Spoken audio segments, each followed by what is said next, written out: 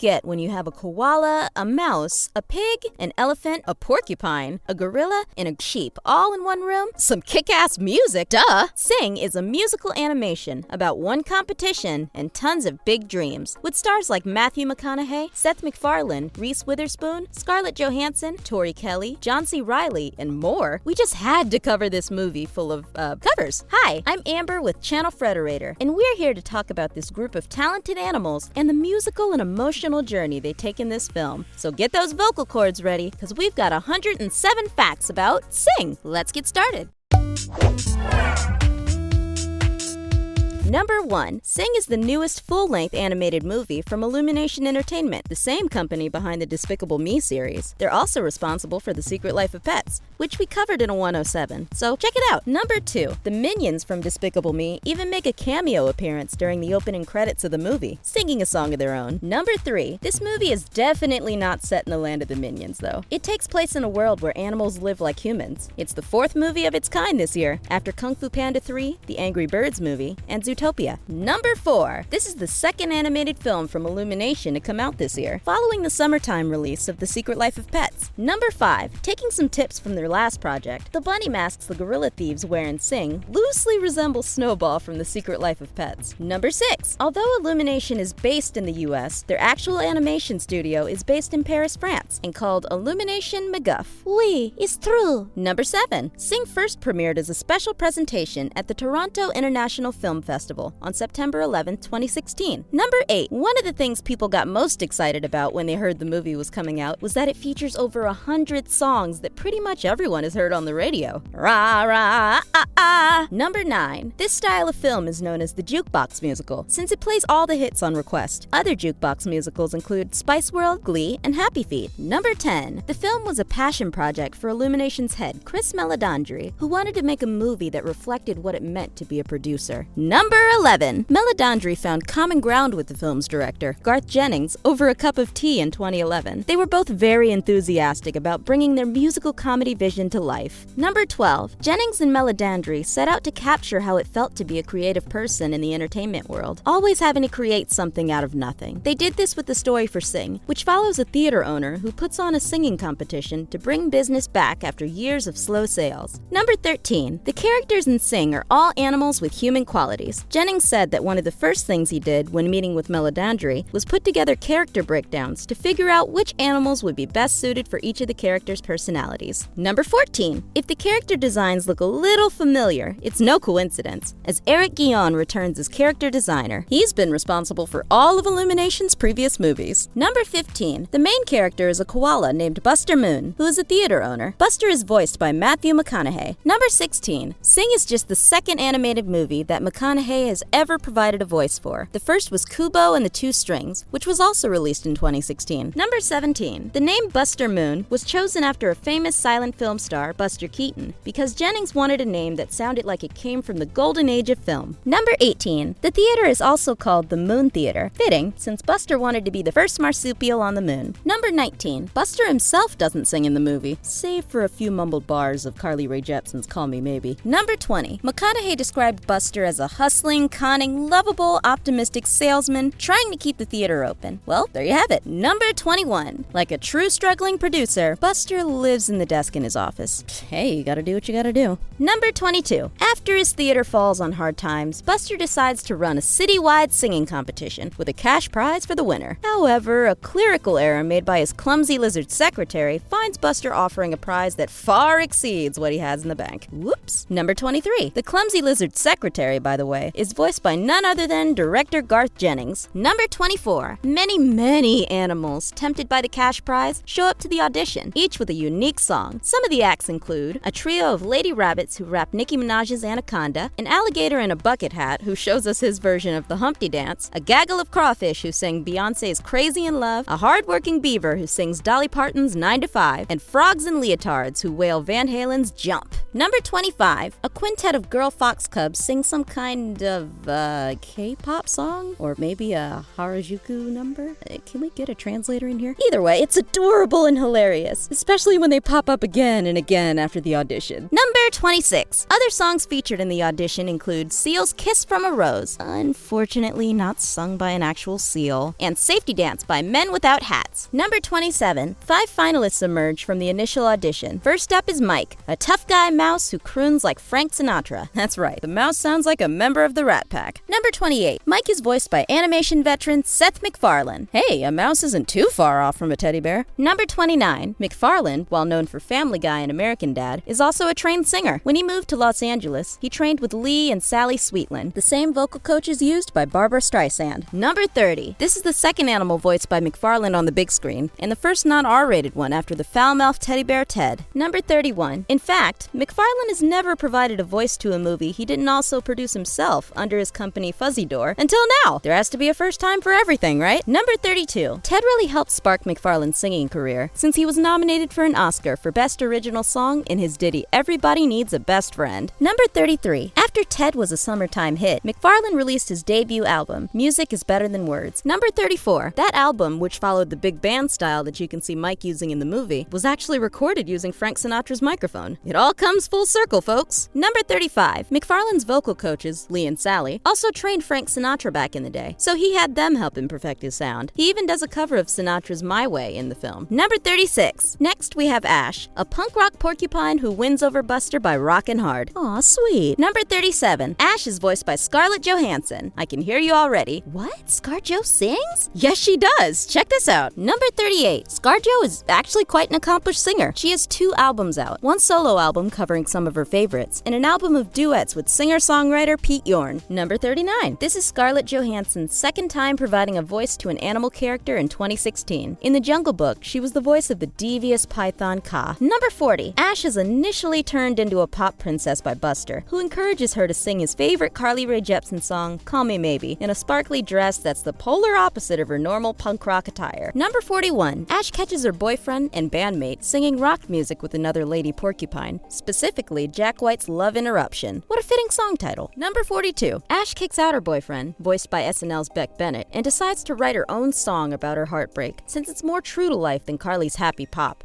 Number 43. Beck's not the only SNL cast member to grace the movie. Mina's adoring family members are voiced by SNL stars Jay Farrow and Leslie Jones. Number 44. Next is Johnny, a teenage gorilla trying to break out of the family business, crime, into a life of singing. All right, Johnny. Number 45. Johnny winds up in trouble when he's asked to help with a big job by his heist-committing dad, the leader of a gang of bank robbers. Johnny's dad is voiced by British actor and voiceover specialist Peter Serafinowicz. Number 46. After Johnny's dad gets busted and thrown in prison, Johnny's new goal is to win the contest so he can pay the bail money and bust his dad out of jail. Number 47. Johnny starts taking piano lessons, working on mastering John Legend's weepy love song, All of Me. Number 48. Johnny is voiced by Taron Egerton, who parlayed a career in British TV to film stardom with his breakout role in Kingsman: The Secret Service. This is Egerton's first role in an animated film. Number 49. Egerton hasn't had many chances to show off his impressive pipes before his role in Sing, but he did bust them out for the public on the Jonathan Ross Show when he sang a song from the upcoming live-action remake of Beauty and the Beast and wowed the crowd. Number 50. Second to last is Mina, a shy teenage elephant with an absolutely beautiful voice, but crippling stage fright. Number 51. Mina is voiced by Tori Kelly. This is actually Kelly's first film role. Though she doesn't have any acting experience, she's an incredibly accomplished singer, making her perfect for the job. She's even appeared on American Idol. Number 52. Tori Kelly also has a YouTube channel that's earned millions of views, thanks in particular to her most popular video, a cover of Frank Ocean's Thinkin' About You. Number 53. After self-releasing an album called Handmade Songs, Kelly was signed by Scooter Braun, the legendary manager of Carly Rae Jepsen and Justin Bieber. Number 54. Tori Kelly then released an official full-length album called Unbreakable Smile. Kelly received a nomination for Best New Artist of the 2016 Grammy Awards. Number 55. Mina, after initially being too scared to properly audition, takes a job as a stagehand until she works up the courage to sing for Buster, with a little help from her her family. Number 56. Rounding out the finalists is Rosita, a mama pig who takes care of 25 piglets and a workaholic husband. Number 57. Rosita is voiced by Reese Witherspoon. Witherspoon is no stranger to singing. Fans of hers probably remember the Oscar-winning turn in the Johnny Cash biopic Walk the Line, where she played the country star's wife, June Carter Cash. Number 58. Witherspoon had never sung professionally before that role in Walk the Line, but she trained for months before filming started, so she could nail it. Number 59. Witherspoon mostly works in live-action roles. Her last time providing a voice to an animated character was in 2009's Monsters vs. Aliens, where she voiced news reporter 50-foot-tall woman Ginormica. Number 60. After the auditions are all wrapped up, Buster realizes that his assistant accidentally said he had more money saved up than he really did, so he asks his friend Eddie for help scrounging up funds. Number 61. Eddie, the literal black sheep of his family, is voiced by John C. Reilly, our favorite shake and bake buddy. Number 62. Reilly is both a respected actor and an animation veteran. The last time we heard his voice on the big screen was as the title character in Wreck-It Ralph. Number 63. Since Eddie is out of work and living in his parents' pool house, they try and convince Eddie's grandma, the famed singer Nana Noodleman, to lend some cash to the cause of keeping the theater alive. Number 64. This is particularly fitting since Nana Noodleman is the first performer Buster saw at the theater as a young boy. Number 65. Nana Noodleman's speaking voice is provided by Jennifer Saunders, the famed British actress. Number 66. Oddly enough, Saunders herself doesn't sing in the movie, even though she's sung plenty of times on camera and in the recording booth before, including an incredible rendition of Holding Out for a Hero, which she belted for her role in Shrek 2 as the fairy godmother. Number 67. Who provides Nana Noodleman's singing voice then? None other than Oscar winner Jennifer Hudson. Number 68. At the beginning of the movie, Buster watches Nana Noodleman perform a beautiful rendition of Beatles' classic Golden Slumbers, which is repeated several times throughout the film. He's so inspired, he decides to make show business his life's work. Number 69. To try and rope in Nana Noodleman's support, Buster builds a new water tank that doubles as both the stage and backdrop in the theater. He fills the tank with H2O and squid that light up in a dazzling display of colors. Number 70. This is no feat of mere movie magic. Squid like these exist in everyday life. They live at the bottom of the ocean, where it's too dark to see, so they emit a light thanks to a phenomenon called bioluminescence, which is just a fancy word for the kind of light given off by a living creature. Number 71. Meanwhile, the singers prepare their acts and adjust their lives accordingly. Mike stops trying to earn his keep as a street performer, despite being a truly gifted saxophonist, after catching the eye of a lady mouse outside a nightclub. Number 72. Mike ends up taking out a loan on a fancy new car with the power of blind confidence. However, he ends up in debt to a trio of mobster bears, who he swindles by cheating during a poker game. Number 73. Gunther, voiced by Nick Kroll, auditions with a rendition of Lady Gaga's Bad Romance and cements his spot as a performer alongside the more toned-down Rosita. Number 74. Rosita's first order of business is to find a babysitter for her kids, since her husband, voiced by everyone's favorite mustachioed man, Nick Offerman, is too tired from work to do it. Number 75. However, Rosita is unable to land anyone for the babysitting job, so she builds an elaborate contraption in the middle of the night that helps run the household while she's gone, doing everything from making the kids breakfast and washing dishes to reading them a bedtime story. It even reminds her husband where his car keys are. Number 76. Rosita gets paired up with another pig who auditioned for the contest, the flamboyant and energetic Gunther. Number 77. Elaborate machines like Rosita's are called Rube Goldberg machines, after a famous cartoonist from the turn of the 20th century. Number 78. During Thanksgiving weekend, a special screening program allowed moviegoers to watch Sing for free at participating AMC theaters. All you gotta do is be one of the first 200 people in line to watch. Number 79. Scarlett Johansson loves her character Ash. She said, Ash eschews outdated expectations that she should deliver a pop princess act on stage, and she just rocks it out with original music. I adore her. Number 80. Johansson also said that once Ash understands that all of the attention, effort, and energy she's been giving to her worthless boyfriend has been standing in the way of her own musical gifts, she transforms into a badass. Number 81. Sing's soundtrack will be released on December 21st, 2016, coinciding with the movie's world premiere. The soundtrack features music sung by the cast, such as Taron Egerton's rendition of Stay With Me, Reese Witherspoon's Firework, and so much more. Number 82. Stevie Wonder himself makes an appearance in the closing credits on his own original song, a duet with Ariana Grande called Faith. Number 83. Jennings is no slouch when it comes to working in the musical world. Before he got into movies, he was an in-demand music video director as part of the team Hammer and Tongs. Number 84. Hammer and Tongs made music videos for artists like Beck, Blur, REM, Radiohead, and Vampire Weekend, including videos for iconic songs like Coffee and TV and A-Punk. Number 85. In 2005, Jennings directed his first feature film, the high-flying space comedy The Hitchhiker's Guide to the Galaxy. Number 86. Hitchhiker's Guide made over $100 million